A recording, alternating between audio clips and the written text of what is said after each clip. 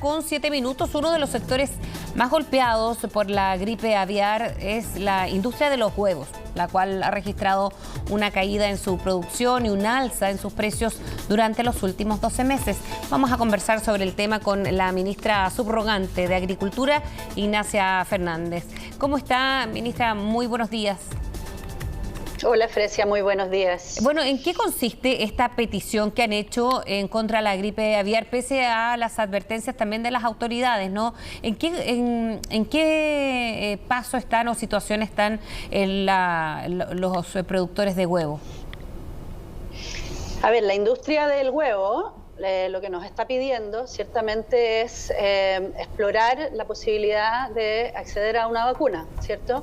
Porque efectivamente eso podría proteger el nivel de contagio grave de las gallinas ponedoras y por lo tanto proteger lo que hemos tenido que hacer durante estos meses, que es sacrificar un número importante de animales en la medida en que se contagian.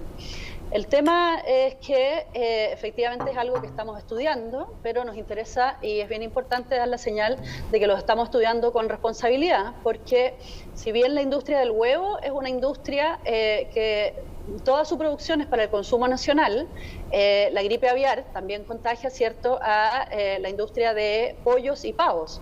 Y buena parte de la producción de pollos y pavos se produce para la exportación.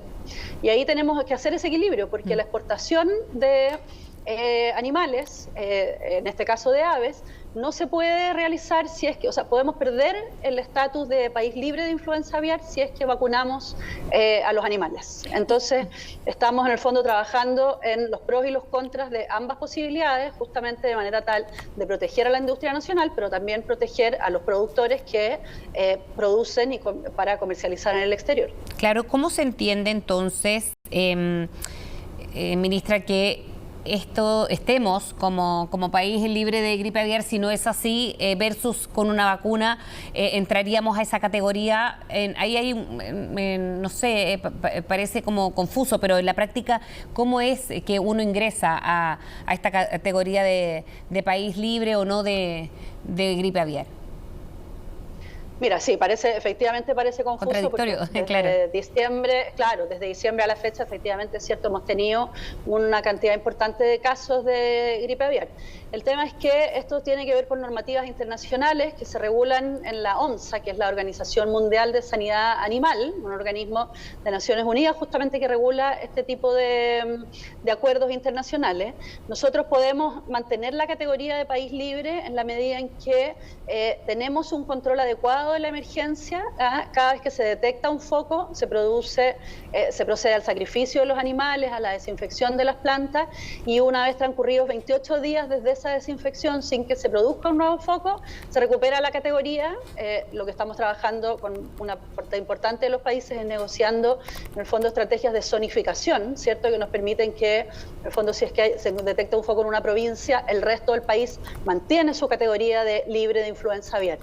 Esa categoría de país libre de influenza aviar se mantiene en la medida en que el control de la enfermedad se realiza a través de medidas biosanitarias sin vacunación. Entonces, ahora lo que se está estudiando a nivel internacional, esto es algo que nos trasciende, es justamente si las distintas vacunas que ha experimentado el mercado podrían aplicarse manteniendo esta categoría de país libre de influenza aviar. Sí, y eso tiene que ver con la evaluación de la efectividad de las vacunas, que en el fondo también hay mucha discrepancia, ¿cierto?, y estudios a nivel internacional respecto de cuán efectivas son para proteger a la población de aves de contraer la enfermedad y también de enfermar gravemente producto de la enfermedad. Y ahora esto, ministra, ¿cómo hacer? Por ejemplo, si hubiese una vacuna, ¿podríamos tener mejores resultados en cuanto, por ejemplo, a que se mueran o tener que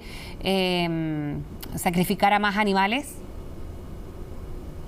Podríamos tener mejores resultados, pero no tenemos certeza de cuán buenos serían esos resultados, porque hay todavía, como es algún tema nuevo, es un poco lo mismo que pasaba, ¿se acuerda?, cuando teníamos la discusión sobre el COVID. cuán efectivas eran las distintas vacunas, qué grado de protección nos daba inmunizarnos con las distintas vacunas. Entonces, hoy día la situación es un poco la misma. Hay algunas versiones que señalan que la protección que dan las vacunas es bastante escasa, respecto de otras que dicen que no, que es un nivel alto de protección y que se puede evitar en el fondo enfermedades graves de las vacunas, de los animales. El problema es que el sacrificio de los animales que hoy día se está realizando tienen que ver con evitar justamente el contagio. Entonces, también eso es algo que es importante valorar y evaluar. Y un punto adicional que es bien importante es que buena parte del contagio se produce por animales que circulan libremente, digamos, por aves silvestres, que sería muy difícil, además de, en el fondo, identificar para vacunar. Entonces, por mucho que se produjese la vacunación al interior de los planteles, esto no necesariamente implicaría el término del contagio, porque el contagio lo producen estas aves silvestres, aves migratorias, y por eso es bien importante saber, en el fondo, estudiar mejor el tema de las vacunas para ver, dado que el contagio probablemente podría seguir produciéndose, qué impacto tendría sobre las aves vacunadas y por lo tanto cuán efectivas serían en términos de la protección, ¿cierto?, de las aves y por lo tanto de los planteles potencialmente afectables. Y, ministra, ¿esto qué efecto ha tenido en la industria del huevo? Porque para nadie es misterio que vamos, no sé, a un supermercado o a otros almacenes incluso y están siendo más escasos. A ver, a la fecha, eso yo creo que es bien importante señalarlo. Desde el 20 de abril, que no se produce ningún caso de un plantel afectado, ni de gallinas ponedoras, ni de gallinas reproductoras, y por lo tanto pollos y cerdos. Eso significa que llevamos un mes sin nuevos casos de planteles afectados.